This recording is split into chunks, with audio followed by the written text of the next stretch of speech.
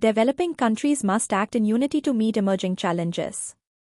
Regional bodies like SAARC, BRICS have to act firmly to help Global South. Author, Dr. Arun Mitra.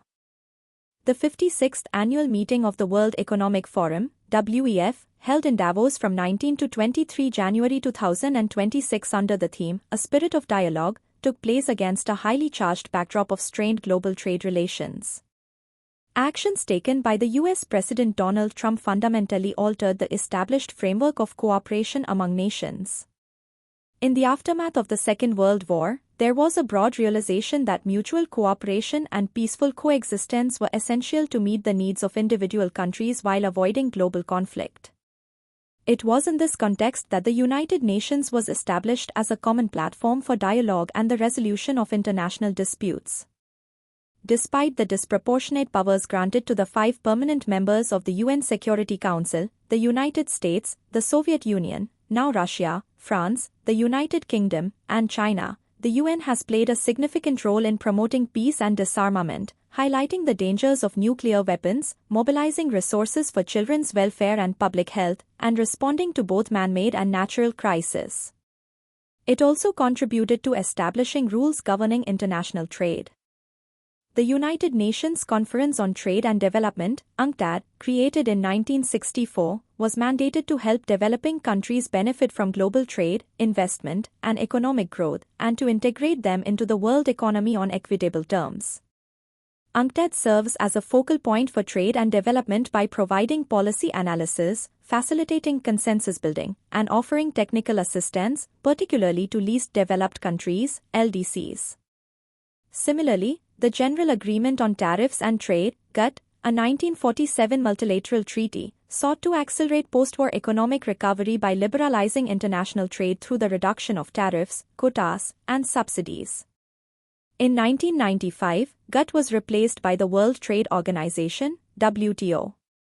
Although the WTO has been widely criticized for its bias in favor of developed countries, several provisions within agreements such as trade-related aspects of intellectual property rights, TRIPS, and trade-related investment measures, TRIMs, can be utilized by developing nations to their advantage. Importantly, these frameworks at least provided a rules-based system for international trade. Under the slogan, Make America Great Again, MAGA, Donald Trump began unilaterally rewriting trade rules, ignoring both the WTO and the United Nations.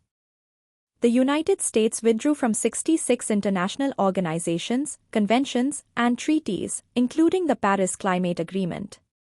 As Canadian Prime Minister Mark Carney remarked in his address at the WEF, the international order has been ruptured. He called upon middle-income countries to unite, an implicit critique of, and resistance to, Trump's policies. Trump sought to impose his tariff agenda by negotiating separately with individual countries, undermining multilateralism. His intentions became increasingly evident when he spoke about control over the Panama Canal and the Gulf of Mexico, and even the takeover of Greenland. He made no attempt to conceal his interest in global oil resources in West Asia and other parts of the world. The kidnapping of Venezuela's duly elected President Nicolás Maduro and his wife represented a direct challenge to national sovereignty worldwide. In the process, Trump also undermined traditional U.S. allies in Europe. Many European countries had earlier supported U.S. military interventions in Iraq and Libya, backed rebel forces in Syria, and endorsed U.S.-led regime change efforts in Iran. With only muted objections, they also stood by Israel during the genocide in Gaza. Previously, they had aligned with the US in response to the manufactured threat from the former USSR. However, these countries began to feel the impact of US unilateralism when Trump announced plans to take over Greenland by force or purchase. Consequently, European Union countries, some of which were once colonial powers, started exploring alternative strategies to confront the American challenge. This development is a welcome step towards strengthening multipolarity in the global order. It is in this context that the long-pending Indo-EU trade agreement, under negotiation since 2007, was concluded on 27 January 2026.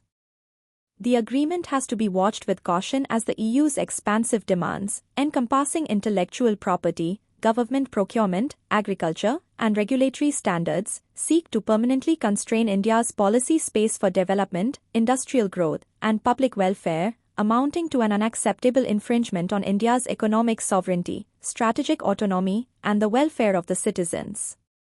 Concurrently, tariff elimination would flood the market with manufactured goods, leading to the industrialization, massive job losses, and the destruction of micro, small and medium enterprises, MSMEs.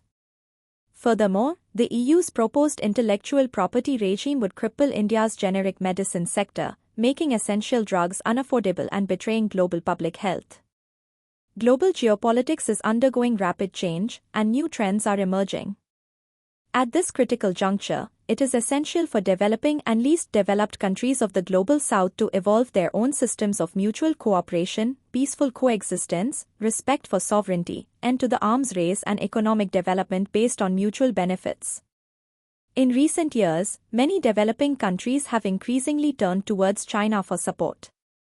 South Africa's initiative against Israeli Prime Minister Netanyahu at the International Criminal Court, ICC, and International Court of Justice, ICJ, represents a positive development. The emergence of platforms such as BRICS and the Shanghai Cooperation Organization, SCO, is also encouraging. However, it is crucial to ensure that the interests of the poorest countries in the Global South are not sidelined. In many developing nations, including India, economic growth has disproportionately benefited elite sections of society. Therefore, organizations such as the Non-Aligned Movement, NAM, must be revitalized, and regional cooperation forums like SAARC should be reactivated and made genuinely effective. Economic policies to be pursued should be based on equity and justice.